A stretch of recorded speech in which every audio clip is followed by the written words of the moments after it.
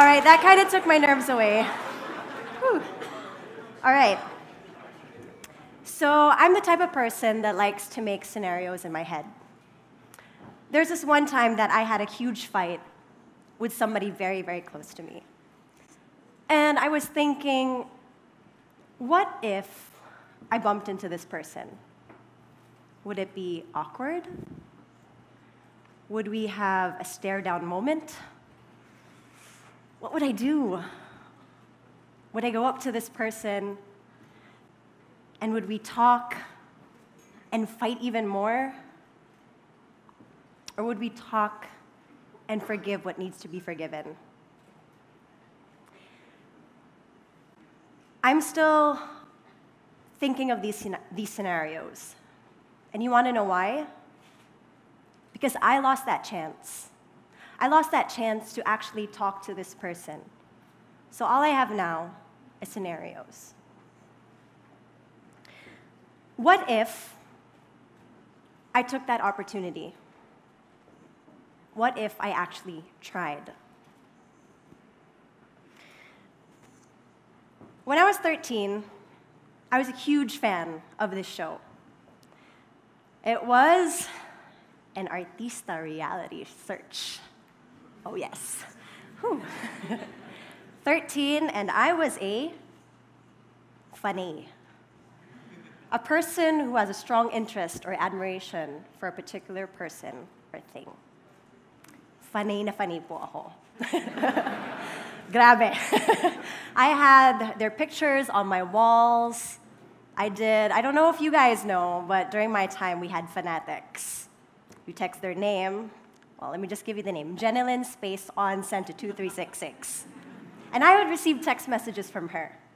How are you? Kumain ka na ba? But of course, we all know that, everyone else that subscribed got the same thing. So, yes, basically, I was a fanay. And one day, while I was at home after school doing my homework, I was watching TV, and I find out that there are auditions for this artista reality search. So, of course, I want to audition. I want to see my idols. Maybe if I audition, they'll be there. Oh my God, I get to see them. The inner fanay in me comes out. Did I think that I could also be an artista? Not really. Not really. I just wanted to meet my idols. So, of course, I had to ask my dad about it because I was in school and we lived in Subic, a bit far from Manila. Wala pang SC-Tex nun. And he said, no. You should just go to school. You can do other things. You're a writer. Maybe you could be a journalist one day. But I don't want you to do this artista reality search. So I went to my mom and asked her instead, since he was out of the country. I went against his will. So a couple of my friends and I, we went to the mall, we lined up. I cut in line. Baka ma-meet ko si Jenilyn kasi. You never know. And I went. I went without my father's permission because I was determined. I was determined that maybe I'll get to meet them one day and have a picture. I dreamed of that, and I believed that I could do it. And I survived the sermon of my dad when he found out when I got home. I kept waiting and waiting and waiting and waiting, and I waited for so long.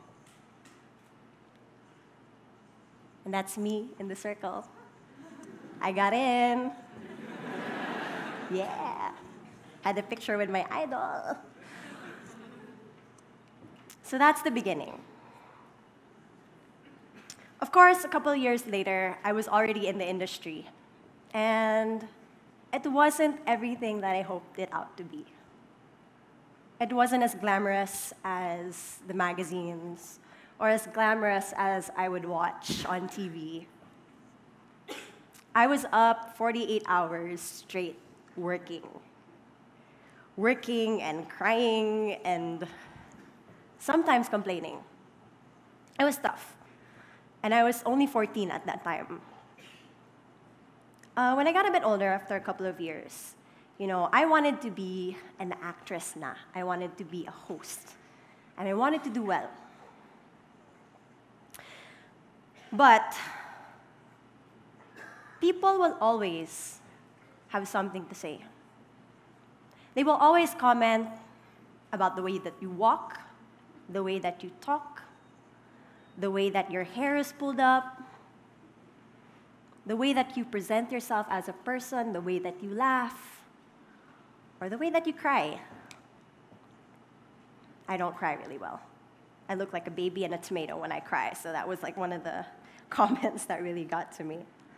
But I did a workshop one time, an acting workshop at that.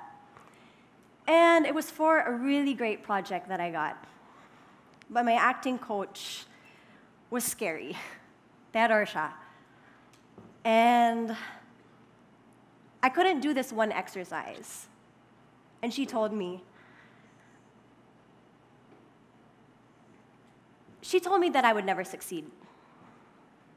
She told me that I didn't have the passion to become the artist that I wanted to be. She told me that I didn't have the guts for this industry, that I would just drown in it because I couldn't do this one simple exercise. You know what I did? Do you guys want to know what I did? Yes. I cried. I cried really, really hard that night. It was so painful. Oh my God. I wanted to punch her. She was really mean. But you know what? After that, oh, sorry. Hindi dapat blackout. Umiiyak pa ako. Yeah, so after that, I cried really bad, and I thought to myself, was I not good enough? Is what she's saying to me is true? Because, people respect this lady. They respect her so much. She has awards. She's done a lot of shows. And here she is, this credible person, telling me that I will not succeed. Maybe I am not made for this industry because of this one person, because she is so credible. I cried even more and more, and for a moment, I was at a halt, because I thought that I wasn't good enough, so I didn't try. I thought, maybe I'll just wait again, like when I waited for the Artista reality search. Maybe they'll call me, and a good project will come my way. Maybe I should just wait for that right opportunity. Okay, I'll do that. I'll just wait. Because if something comes along, then it's meant for me. It's meant for me, just like Starstruck. Not a good idea. That was not a good idea. Because trying puts you in the door. It gets you a step further. Success and even happiness are earned. They don't just come your way. It takes a lot of hard work to get there. Even that lady that was screaming at me that I couldn't do it, I knew that she worked hard to get to where she was. And maybe what she was telling me is to try harder.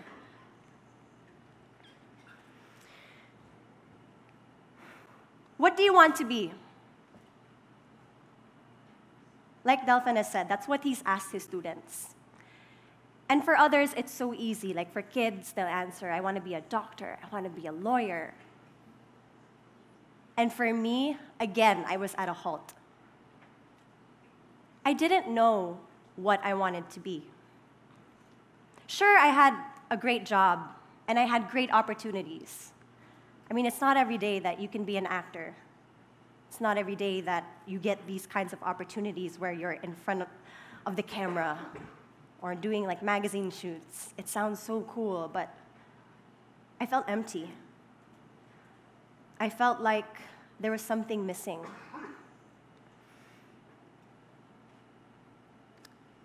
I was left thinking, did all my efforts in the past just go to waste? Maybe they did, and maybe they didn't.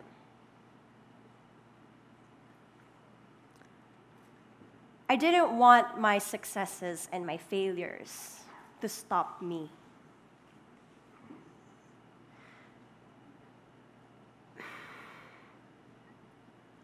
I admit that at one point, like I told you, I stopped believing in myself.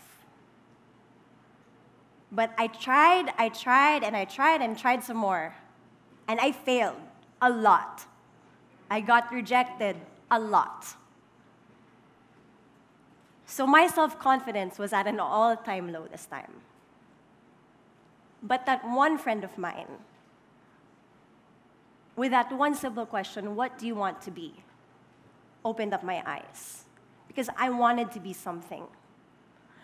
I wanted to leave a mark in the world. What if I died the next day? What would people remember me as? It didn't have to be big. I could have just been, the great big sister, or the girl that, saved the dog next door. It didn't really matter. But I wanted to make a mark in people's lives, whether it just be my family or my friends. So, kung dati, natatakot ako na gumawa ng isang bagay at mag-take ng risk, I knew that it was time to take that risk and to leave everything behind. So that day, at the coffee shop, I made a phone call. And I left and made my decision. And the rest, they say, is history. Thank you.